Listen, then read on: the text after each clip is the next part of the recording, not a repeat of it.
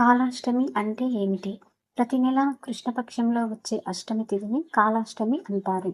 ఇది కాలం మరియు సమయానికి అధిపతి అయిన శివుని ఉగ్రస్వరూపం. కాలభైరవుడికి అత్యంత ప్రీతిపాత్రమైన రోజు.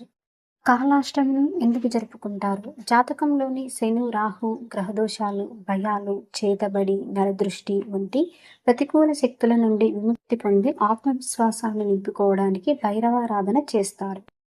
తిథి ప్రాముఖ్యత. ఈ శ్రావణ కృష్ణ అష్టమి తిథి ప్రారంభం కావడంతో రాత్రివేళ విశేష పూజలు మరియు నిషీధి కాల సాధనలకు ఈ రోజు అత్యంత పవిత్రమైనదిగా మారింది. ఆవిర్భావ కథ.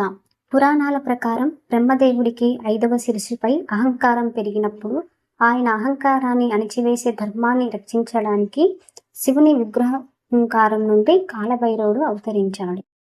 బ్రహ్మపాకాల మోక్షం. భైరవుడు తన గోటితో బ్రహ్మ 5వ శిరస్సును ఖండించగా ఆ కపాలం ఆయన చేతికి అతుక్కుపోతుంది. ఆ బ్రహ్మహత్య పాతక నివారణ కోసం లోకమంతా సంచరించి కాశీక్షేత్రంలో మోక్షం పొందుతాడు. విశిష్ట ఫలితం. కాలాష్టమి రోజున ఉపవాసం ఉండి కాలభైరవాష్టకం చదవడం లేదా భైరవుడి వాహనమైన నల్ల కుక్కకు ఆహారం పెట్టడం వల్ల సమస్త పాపాలు నశించి అభయం లభిస్తుంది.